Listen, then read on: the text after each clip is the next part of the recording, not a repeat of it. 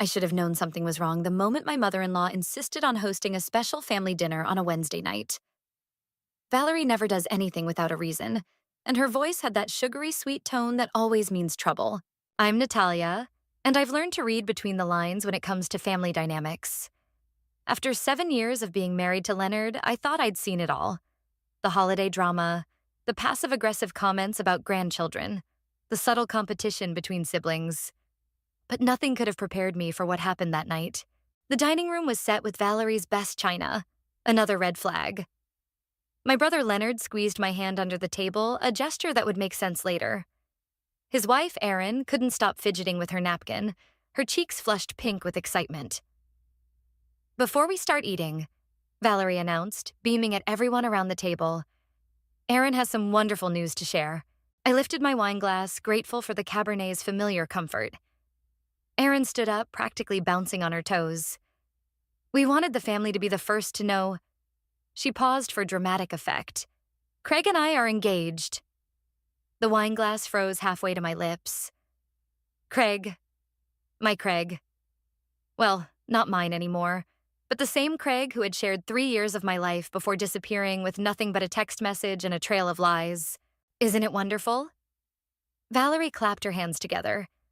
Craig is such a catch, so successful, so charming. I forced my face into what I hoped was a convincing smile. How did this happen? My voice sounded strange, even to my own ears. We've been dating for 6 months, Erin gushed. We met at that charity gala. You remember, the one you couldn't attend because you were sick? Oh, I remembered. I'd been sick because Leonard had warned me Craig might be there. Now I understood why. Show us the ring, Valerie demanded, and Erin thrust out her left hand. The diamond caught the light, throwing tiny rainbows across the white tablecloth.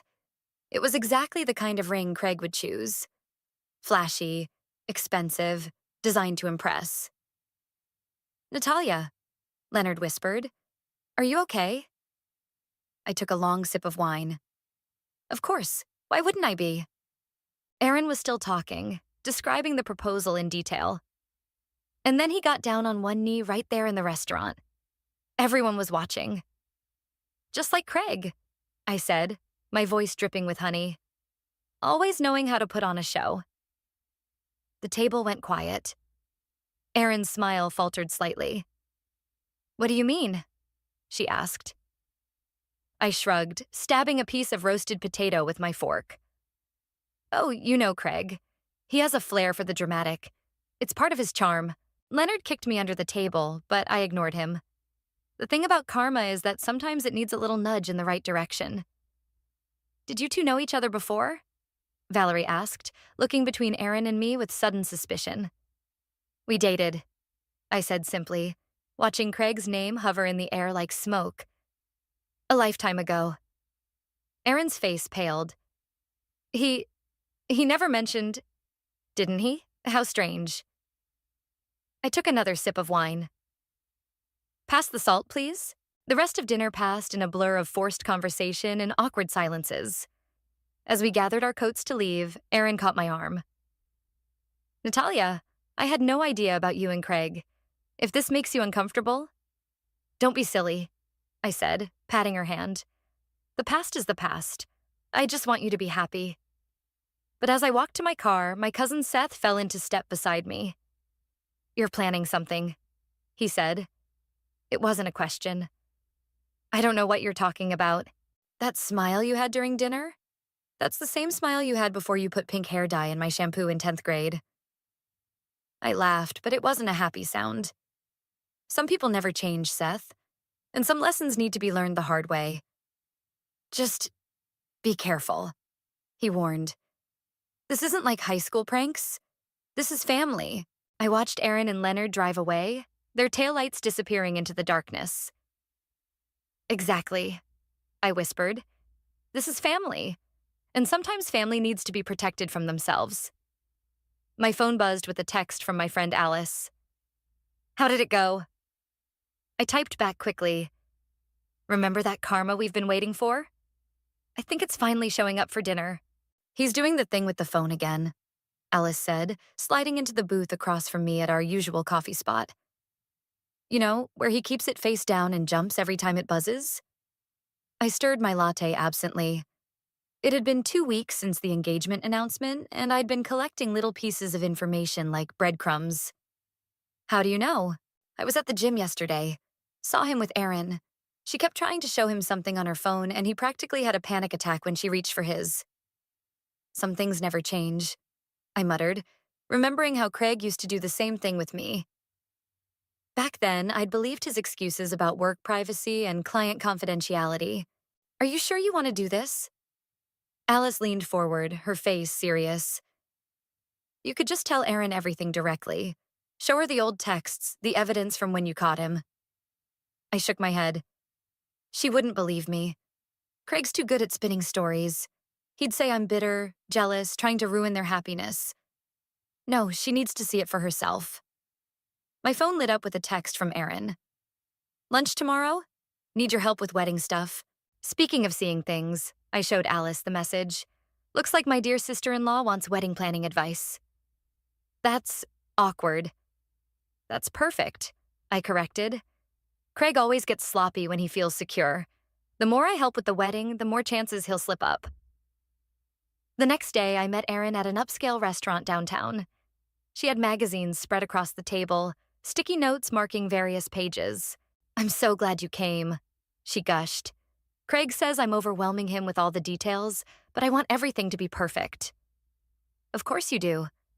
I picked up a magazine. Oh, look at this venue. It reminds me of that place in the Bahamas Craig always talked about. Erin's fork paused halfway to her mouth. The Bahamas? You know, the resort where he always said he'd propose one day. He never took you there? No. She set down her fork. He proposed at La Maison. Ah. I flipped another page. Well, I suppose his tastes have changed. People do that. Her phone buzzed and Craig's name flashed on the screen. She reached for it, but not before I caught a glimpse of the message preview. Working late tonight, babe. Don't wait up. Everything okay? I asked innocently. Yes, just Craig. He's been working so many late nights lately. Some big project. I nodded sympathetically. Must be the same project that kept him working late 3 years ago. He's very dedicated to his work. Erin's face clouded slightly. What do you mean? Oh, nothing really, just remembering. Hey, have you thought about flowers? But I could see the seed of doubt had been planted. Throughout lunch, Erin checked her phone repeatedly, her responses becoming more distracted. As we were leaving, she suddenly grabbed my arm. Natalia, can I ask you something? About Craig? Of course. When you were together, was he always... did he what? She shook her head. Never mind. I'm being silly. Pre-wedding jitters, I guess. Erin, I said gently, you can always talk to me. About anything. That evening, I received a series of texts from Leonard. What are you doing? Erin's been asking weird questions about Craig. This isn't going to end well, I replied with a single message. Trust me. Just then, my phone lit up with a notification.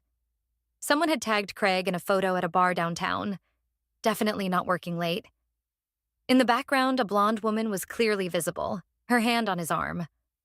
I screenshot it before he could untag himself and sent it to Alice. TikTok. Her response came immediately. Holy shit, are you going to show Erin? No need, I typed back.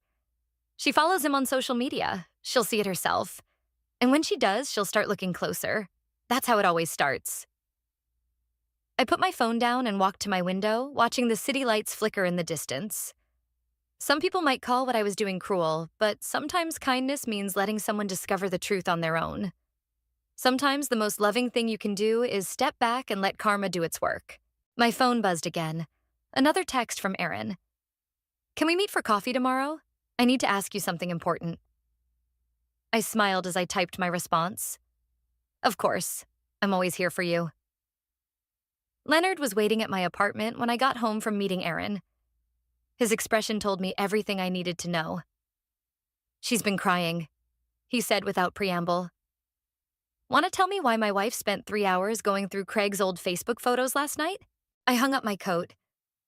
Maybe she's making a wedding slideshow. Don't. Leonard ran a hand through his hair. Don't do that thing where you pretend you're not involved. I know you, Nat. You're my sister.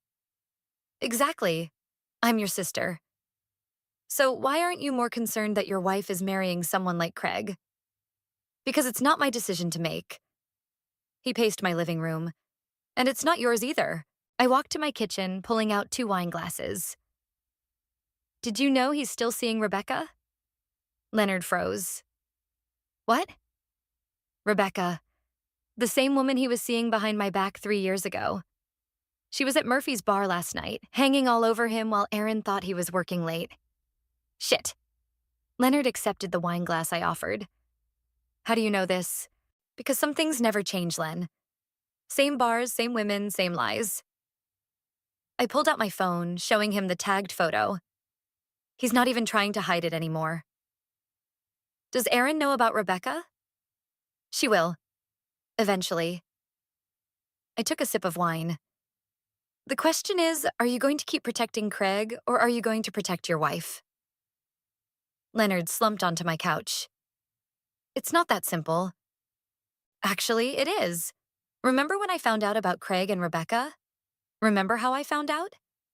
Because nobody told me. Nobody warned me.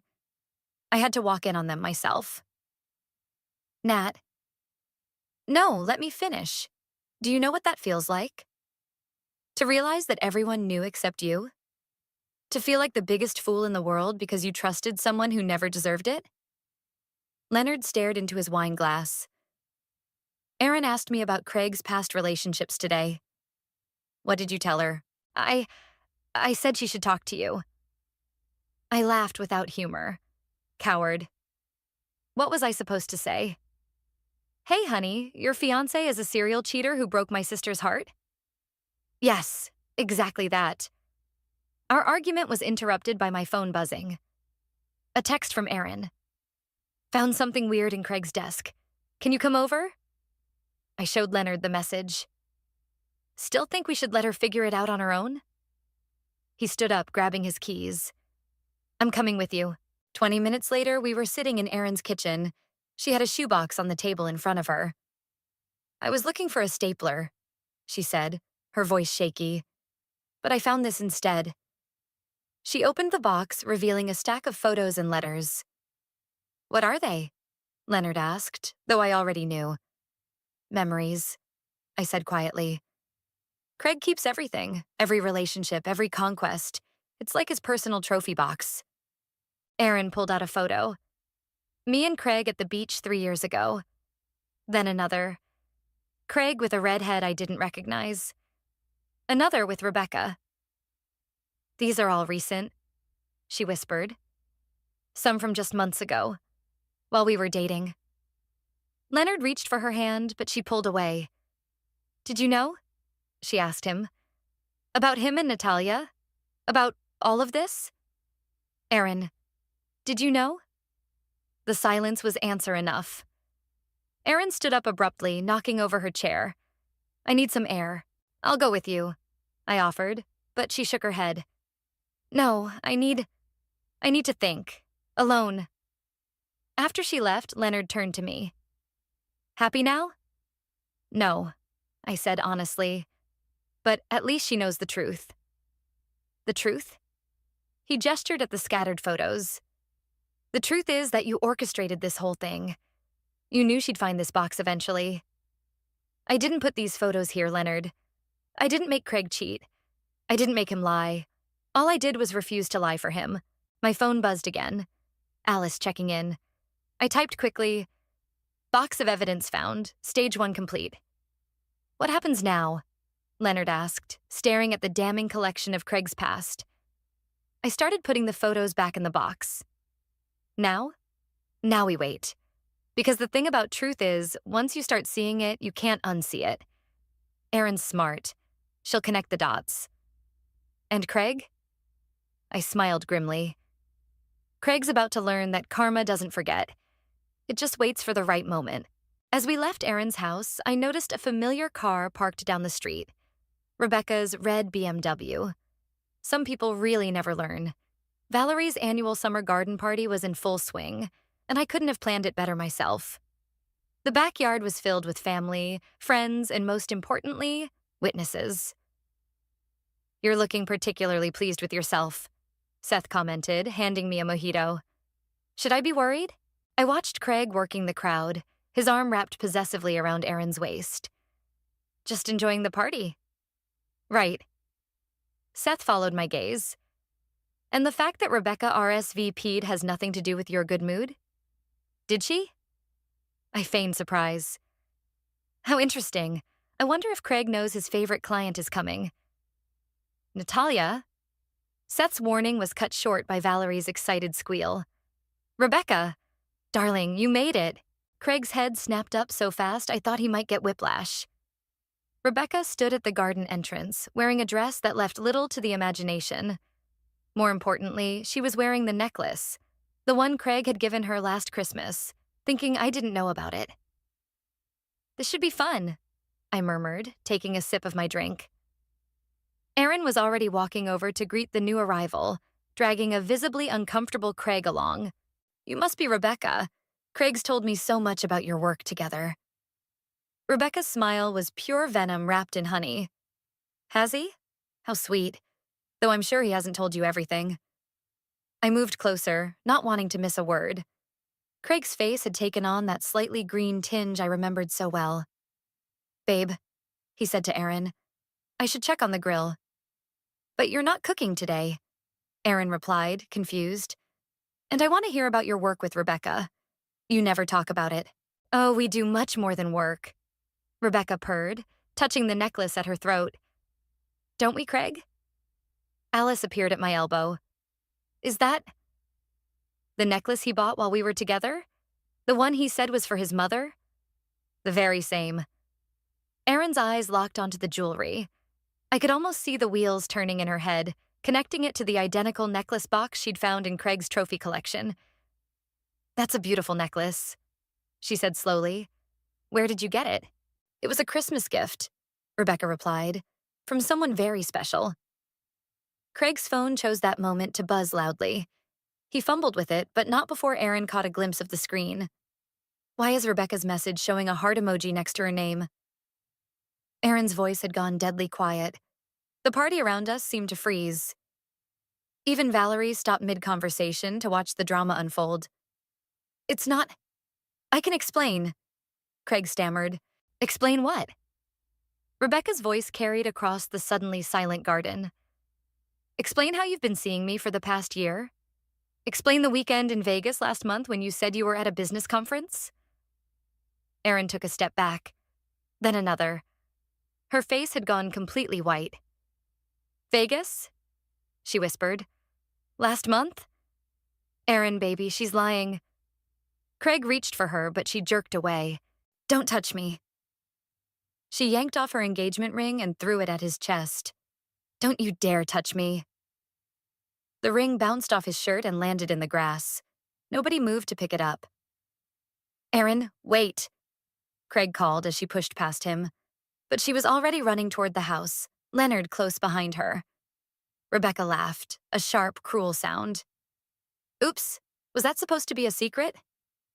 Craig rounded on her. "You crazy bitch. What are you doing here?" "I was invited," she said sweetly, waving the invitation I'd sent her last week. "Unlike your other girlfriends. How many are we up to now, Craig?" The party erupted into chaos. Valerie was crying. Seth was holding back an enraged Leonard who'd returned from comforting Erin, and Craig was staring directly at me. "You," he snarled. "You did this." I raised my glass in a mock toast. "I just sent an invitation, Craig. You did everything else yourself." He started toward me, but Alice stepped between us. "I wouldn't," she warned, "unless you want everyone to see the rest of the evidence we have." Craig's face contorted with rage, but he knew he was beaten. Without another word, he stormed out of the party, leaving his reputation, his fiancé, and his carefully constructed lies behind. Well, Seth said into the awkward silence. I guess the engagement party is canceled. I finished my mojito and set down the glass. I should go check on Aaron. Natalia. Seth caught my arm. Remind me never to get on your bad side. I smiled. Oh, this isn't my bad side. This is just karma doing its job, with a little help from its friends. I found Erin in Valerie's home office, hunched over a laptop with tears streaming down her face. I was so stupid, she said without looking up. So incredibly stupid. The screen showed Craig's Facebook messages dating back months. He hadn't even bothered to delete them. You weren't stupid, I said, sitting beside her. He's just very good at lying. Look at this. She clicked through message after message. Rebecca, Sarah, Amanda. Names and conversations scrolled by, each more damning than the last. He was messaging them all while sitting next to me on the couch. While planning our wedding, her phone buzzed again. Craig's 20th attempt to call in the past hour. She declined it without hesitation. He sent me 50 texts, she said, pulling up the messages. Baby, I can explain. It's not what you think. Rebecca's crazy. Please let me fix this. She laughed bitterly. How exactly does he plan to fix 3 different girlfriends? 4, I corrected gently. The brunette at his gym isn't in those messages. Amanda's friend Katie. Aaron's head snapped up. You knew? All of them? I've been keeping track. Old habits die hard when you've been cheated on. Why didn't you tell me directly? I closed the laptop. Would you have believed me? Really? She was quiet for a moment. No, I would have thought you were jealous. God, he told me you were probably still hung up on him, that you might try to cause trouble. Classic Craig, always getting ahead of the story. I found something else, Erin said, pulling out her phone. She opened Instagram and showed me a photo from 2 weeks ago. Craig at a restaurant with a woman cropped just out of frame. The reflection in the window shows it's Rebecca. He always did like that restaurant. Did he take you there too? I nodded. Same table even. By the window. He's not very original, is he? Erin wiped her eyes. Same restaurants, same lies, same necklace. Same ring, I added. She looked up sharply. What? I pulled out my phone, scrolling through old photos until I found it. 3 years ago. Notice anything familiar? Erin stared at the engagement ring on my finger in the photo, identical to the one she'd thrown at Craig earlier. That son of a bitch, she whispered. He didn't even bother getting a different ring. A knock at the door interrupted us. Leonard poked his head in. Craig's outside. He's demanding to talk to Erin. Tell him to go to hell, Erin snapped. I did. 3 times. He's not leaving. I stood up. I'll handle it. Natalia. Leonard's warning tone was back. Trust me. I found Craig pacing in the driveway, looking decidedly less polished than he had during the party. Where is she? He demanded. Gone. And if you're smart, you'll leave too. This is all your fault. He jabbed a finger at me. You planned this. You invited Rebecca. You turned Erin against me. Actually, I pulled out my phone. You did that all by yourself. Every message, every photo, every lie. That was all you, Craig. I just made sure the truth came out before Erin made the same mistake I did. You vindictive bitch. Careful, I warned, holding up my phone. I'm recording this conversation. Would you like me to add it to the evidence file I'm building? The one I'm considering sending to your boss? I'm sure he'd love to know how you've been using company time and resources to juggle your girlfriends. Craig's face went pale. You wouldn't. Try me. Now leave. Don't call Erin. Don't text her. Don't come near her. Consider this your only warning. Or what? I smiled. Or the next party I crash will be at your office. He stared at me for a long moment, then turned and stormed to his car. As he peeled out of the driveway, I took a screenshot of the recording and sent it to Alice with the caption, Insurance policy. Back inside, I found Erin still at the laptop, but now she was deleting photos. hundreds of them, every trace of Craig from her social media. Feel better? I asked. Getting there. She paused on a photo from their engagement dinner. You know what the worst part is? I actually thought I was special, that I was different from all the other girls. We all did. That's how he works. She closed the laptop with finality. Well, not anymore. I'm done being another trophy in his collection. My phone buzzed with a text from Alice. Is it wrong that I'm enjoying this? I typed back, not at all. The best revenge is letting karma do its job. Erin stood up, straightening her shoulders. I need a drink. A strong one. Now that, I said, linking my arm through hers, is the first step to recovery. He's dating someone new already, Erin announced, barging into my apartment without knocking. It had been 3 weeks since the garden party disaster. Of course he is, I said, closing my laptop. He can't stand being alone. Who is it? Some realtor named Jessica. They're all over each other on Instagram. Erin collapsed onto my couch. 3 weeks. It took him 3 weeks to replace me. He didn't replace you, I corrected. He's just following his pattern. Find someone new, love bomb them, then start the cycle all over again. Like he did with us? Exactly like he did with us.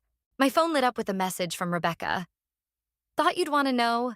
Craig's telling everyone Erin was crazy and jealous, playing the victim as usual. I showed Erin the message. She laughed, but it wasn't a happy sound. Crazy and jealous? That's rich coming from a man who has a box full of ex-girlfriend trophies. Speaking of that box, I said carefully, what did you do with it? It's in my car. I was going to burn it, but... She hesitated. Some of those girls might want their stuff back. Their letters, their photos. That's surprisingly thoughtful of you. Well, we're all members of the same sad club, aren't we? She pulled out her phone. Look at this. Jessica posted a photo an hour ago. Same restaurant, same table by the window. Let me guess. He ordered the same wine, told the same jokes about the waiter? Probably promised her the same future, too. Erin's voice cracked slightly. God, I almost married him. A knock at the door interrupted us. Leonard stood there, looking uncomfortable. Craig's at the house, he said to Erin. He's packing up his stuff. What? Erin jumped up. No, I'm supposed to be there to supervise. That was the agreement. He brought Jessica with him, Leonard added grimly. Oh, that's just perfect. Erin grabbed her keys. He's probably trying to steal half my things and impress his new girlfriend at the same time. I'll come with you, I offered, already reaching for my coat. The drive to Erin's house was tense. When we arrived, Craig's car was in the driveway, along with a shiny BMW that must belong to Jessica. Ready? I asked Erin. She squared her shoulders. Ready. Inside, we found Craig and a tall blonde woman boxing up books in the living room. They both looked up when we entered. You're not supposed to be here alone, Erin said coldly. I'm not alone, Craig gestured to Jessica. And I'm just getting my things. That's my grandmother's vase, Erin snapped, snatching a wrapped object from one of the boxes. Oh, I thought that was mine. You thought wrong. Erin started going through the boxes. And this photo album? These are all my family photos. What were you planning to do with these? Jessica shifted uncomfortably. Craig said these were all his things. Craig says a lot of things, I commented. Most of them aren't true. Craig's face darkened. Stay out of this, Natalia. Or what? I pulled out my phone. Should I show Jessica the evidence file? The messages, the photos, the identical necklaces you buy for all your girlfriends? Jessica's head snapped toward Craig. What is she talking about? Nothing, Craig said quickly. They're just bitter. Crazy and jealous? Erin interrupted. Is that what you were going to say? Like you've been telling everyone? I have the text to prove it, I added helpfully. Would you like to see them, Jessica? I'm sure you'd find them interesting, especially the ones from 3 weeks ago. Jessica took a step away from Craig. 3 weeks ago, but we started dating 4 weeks ago? I finished for her. Funny how that timing works out. The color drained from Jessica's face. She grabbed her purse. I think I should go. Jess, wait. Craig reached for her, but she jerked away. Don't call me. She practically ran from the house. Craig rounded on us. Are you happy now? Can't stand to see me moving on? Moving on? Aaron laughed. You never moved on, Craig. You just keep recycling the same lies with different women. Get out, I said quietly. Leave the boxes. We'll send your actual belongings to your office. This isn't over, he threatened. Actually, Leonard stepped forward. It is. Leave now, or I'm calling the police. After Craig stormed out, Aaron sank onto the couch, shaking. You okay? I asked. She nodded slowly. You know what? I actually am. For the first time in weeks, I really am. Good, I said, sitting beside her. Because karma's not done with Craig yet. Not even close. You have to see this. Alice burst into my office, waving her phone. Craig's company just posted on LinkedIn. I looked up from my work. Please tell me he got fired. Better. She perched on my desk, pulling up the post. Remember how you sent that anonymous tip about him using company resources for his personal activities? Maybe. Well, apparently that triggered an internal audit. They found everything. Personal emails, dating app messages, expense reports for dates he claimed were client meetings. I leaned back in my chair. How much did he steal? Enough to get the police involved. Alice's grin was wicked. But here's the best part. Rebecca worked in accounting. She's the one who helped them trace everything. Karma really is a beautiful thing. My phone buzzed. Aaron calling. Have you seen it? She asked without preamble. Just hearing about it now. You okay? I'm great. Actually, she paused. Can you meet me for coffee? There's something I need to tell you. 20 minutes later, I found Erin at our usual cafe, practically bouncing in her seat. I got a call from the police this morning, she said as I sat down. They want to know if I have any evidence of Craig using our joint account for unauthorized purchases. Like the engagement ring he recycled? Exactly like that. She pulled out a folder. I've been gathering everything since we broke up. The ring receipts, the duplicate charges, the mysterious cash withdrawals. Look at you playing detective. I learned from the best. She smiled. You know, when I first found out about you and Craig, I thought you were trying to ruin my life. Now I realize you were trying to save me from ruining it myself. To be fair, I did enjoy watching him implode. We all did. She pushed a coffee toward me. But that's not why I called you here. I have something to show you. She pulled up her email on her phone and handed it to me. It was a group message to over a dozen women, all Craig's exes. I found them through that box of trophies, she explained. We've been talking, sharing stories. Turns out Craig's been running this same scam for years. The police want to talk to all of us. How many? 15 that we know of, and those are just the ones he was serious enough about to keep mementos from. My phone buzzed with a text from Seth. Craig just got arrested at work. It's all over social media. I showed Erin the message. She didn't look surprised. Rebecca sent me a video. He tried to run when the police showed up. Knocked over 3 cubicles before they caught him. Always did have a flair for the dramatic, I mused. There's something else. Erin took a deep breath. We're all meeting tonight. All of us. The exes. Some of these women lost everything to him. Homes, savings, careers. We're thinking about filing a class action lawsuit. Count me in. Really? Even after all this time? Especially after all this time. I pulled out my own phone. I've kept everything. Every message, every receipt, every lie. I just never had enough evidence on my own to do anything about it. But together we can bury him.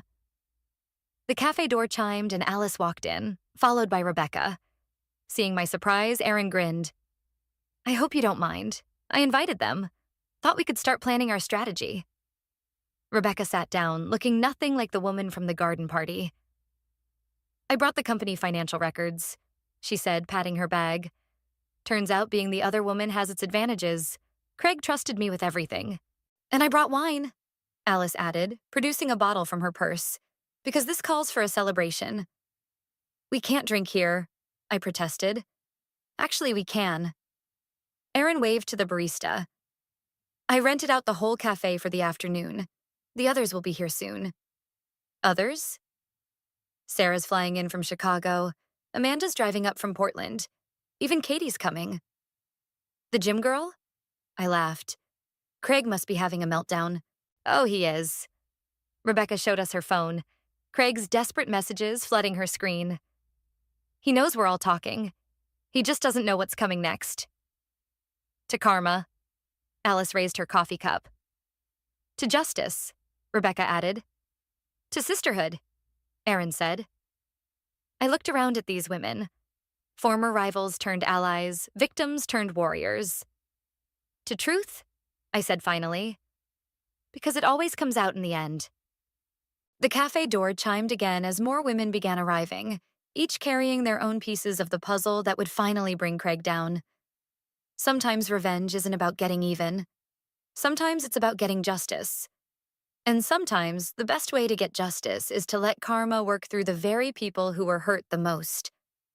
The courthouse steps were crowded with reporters as we made our way inside.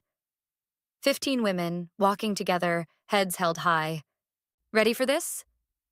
Alice squeezed my hand. Born ready. I spotted Craig at the defense table, looking smaller somehow in his ill-fitting suit. His eyes widened as we filed in, one by one, filling 2 complete rows behind the prosecution. All rise, the bailiff called. The proceedings moved quickly. Each woman took her turn testifying, sharing stories that were painfully similar.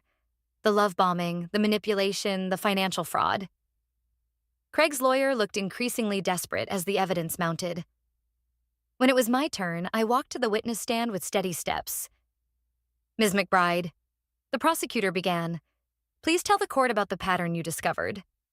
I looked directly at Craig as I spoke. Same restaurants, same gifts, same lies. He didn't just steal our money, he stole years of our lives, our trust, our ability to believe in love. And he did it systematically, meticulously, like it was his job. Objection! Craig's lawyer jumped up. Speculation about my client's motives. Overruled. The judge cut in. Continue, Ms. McBride. I held up my phone. I have here a spreadsheet. Every date, every gift, every lie. Documented and cross-referenced with 15 other women. The necklaces he bought us were identical, down to the price tag. The rings, too. He didn't even bother changing his stories, just recycled them like he recycled us. Craig's face had gone from pale to gray. He knew what was coming next. And then there's the money, I continued. Company funds diverted to personal accounts. Client meetings that were actually dates. Expense reports filled with gifts from multiple women, all charged to his employer. The evidence was damning. Rebecca's financial records, Sarah's bank statements, Amanda's photos, Katie's text messages. Piece by piece, we dismantled the facade Craig had built. During a break, Erin found me in the hallway. That was incredible, she said. Did you see his face when you pulled out the spreadsheet? I saw, but it's your testimony next and you've got the knockout punch. She patted her bag containing the trophy box. Everything he kept, every memory he collected, it's all evidence now. When court resumed, Erin's testimony was devastating. She laid out the contents of Craig's trophy box like pieces of a puzzle, showing how each item connected to a different woman, a different fraud, a different lie. The jury took less than 2 hours to reach their verdict. Guilty on all counts, the 4 women announced. The sentence came swiftly. 8 years in prison, full restitution to all victims, and a permanent ban from working in finance. As Craig was led away in handcuffs, he tried one last time. Natalia, please, you have to believe. Save it. I cut him off. Your stories don't work anymore. Outside, the 15 of us gathered on the courthouse steps. Reporters thrust microphones at us, asking for statements. What do you want to say to other women who might be in similar situations? One reporter asked. Erin stepped forward. Trust your instincts. And if you find yourself in this situation, don't stay silent. Find your voice. Find your strength. Find your sisters. Later that evening, we all gathered at my apartment. The mood was celebratory but contemplative. I can't believe it's really over, Sarah said, nursing a glass of wine. It's not over, Rebecca corrected. It's just beginning. We're starting a support network for women who've been through similar situations. Count me in, I said. Someone needs to help karma do its job. Speaking of karma, Alice pulled up her phone. Craig's arrest made the national news. His face is everywhere. No woman will date him again without Googling him first. Good, Erin said firmly. That's exactly what we wanted. Leonard arrived with pizza, looking proud. My sister, the karma enforcer. More like karma's assistant. I laughed. All I did was help the truth come out. The truth. Erin raised her glass. And the power of women supporting women. I looked around at these amazing women. No longer victims, but survivors, warriors, sisters. Each of us had walked into Craig's life alone, but we were walking out together, stronger than ever. To us, I proposed a toast. And to karma, may she always find her mark. To karma, they echoed. My phone buzzed one last time. A news alert about Craig's conviction. I smiled and put the phone away. Some stories don't need an epilogue. Sometimes justice itself is the perfect ending. The future stretched out before us, full of possibility and hope. Not because we got revenge, but because we got justice. And in the end, that was the sweetest victory of all.